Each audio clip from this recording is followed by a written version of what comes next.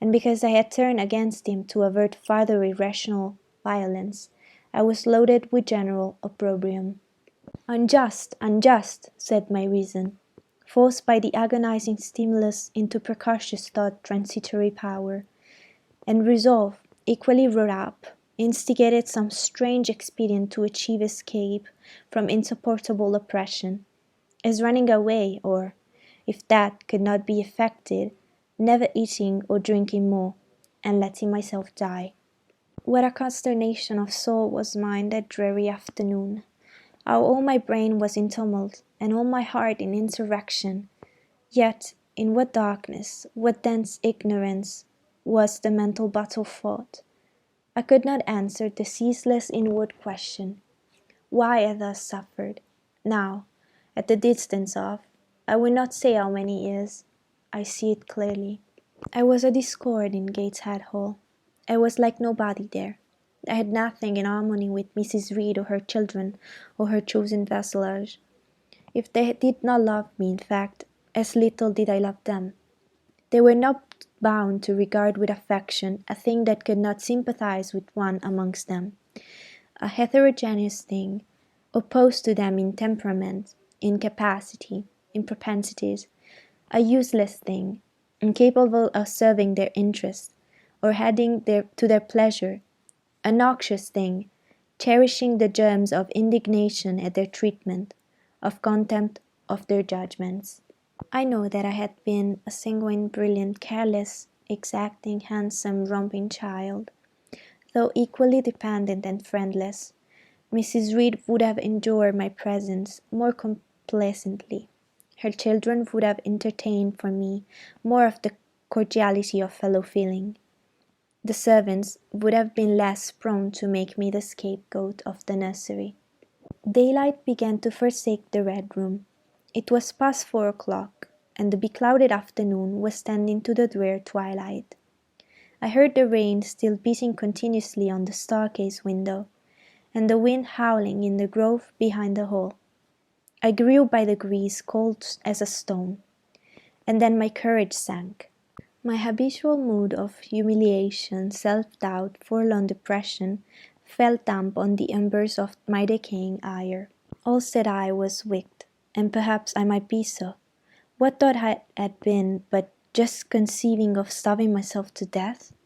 That certainly was a crime, and was I fit to die? Or was the vault under the chancel of Gateshead Church an inviting bourne?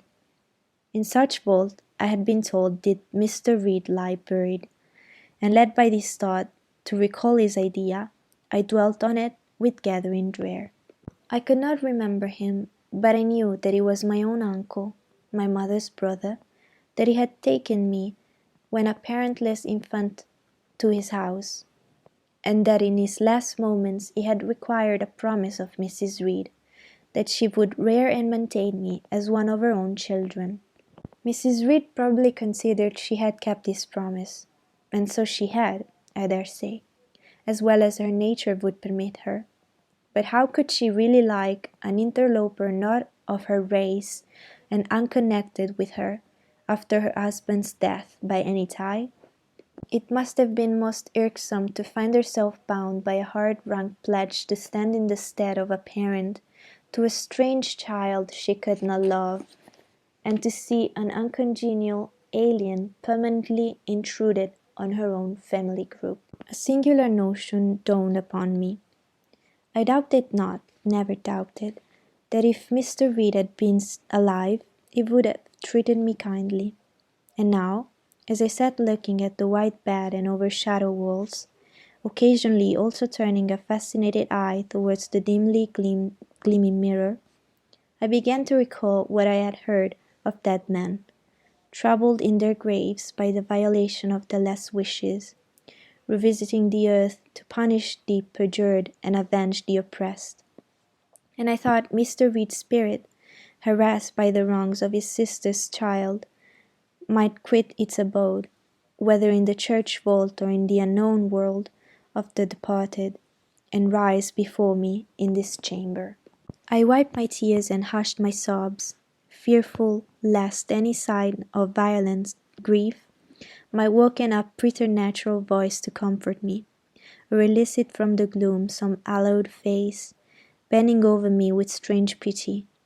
This idea, consolatory in theory, I felt would be terrible if realized. With all my might I endeavored to stifle it.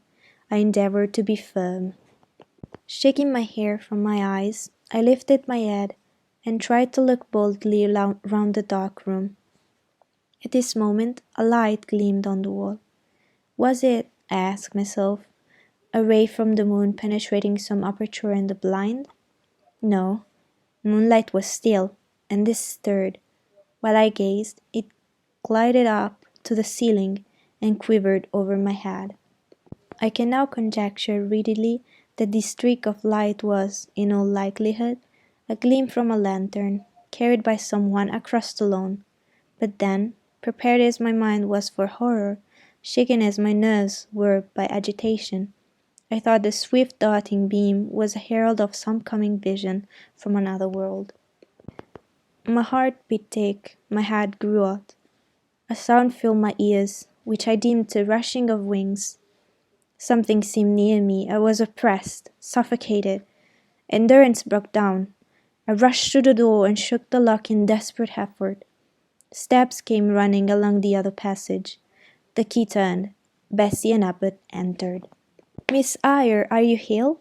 said Bessie. "What a dreadful noise! It went quite through me," exclaimed Abbot. "Take me out! Let me go into the nursery!" was my cry. "What for? Are you hurt?" "Have you seen something?" again demanded Bessie. "Oh, I saw a light, and I thought a ghost would come." I had now got hold of Bessie's hand, and she did not snatch it from me. "She has screamed out on purpose," declared Abbot, in some disgust. "And what a scream! If she had been in great pain, one would have excused it, but she only wanted to bring us all here. I know her naughty tricks." "What is all this?" demanded another voice peremptorily, and Mrs. Reed came along the corridor, her cap flying wide, her gown rustling stormily. "Abbot and Bessie, I believe I gave orders that Jane Eyre should be left in the Red Room till I came to her myself." "Miss Jane screamed so loud, ma'am," pleaded Bessie. "Let her go," was the only answer. "Loose Bessie's hand, child. You cannot succeed in getting out by this means, be assured. I abhor artifice, particularly in children. It is my duty to show you that tricks will not answer. You will now stay here an hour longer, and it is only on condition of perfect submission and stillness that I shall liberate you then." "Oh, aunt, have pity! Forgive me! I cannot endure it! Let me be punished some other way! I shall be killed if—" "Silence! This violence is almost repulsive." And so, no doubt, she felt it. I was a precocious actress in her eyes. She sincerely looked on me as a compound of virulent passions, mean spirit, and dangerous duplicity. Bessie and Abbot having retreated, Mrs. Reed, impatient of my now frantic anguish and wild sobs, abruptly thrust me back and locked me in, without further parley. I heard her sweeping away, and soon after she was gone, I suppose I had a species of fit.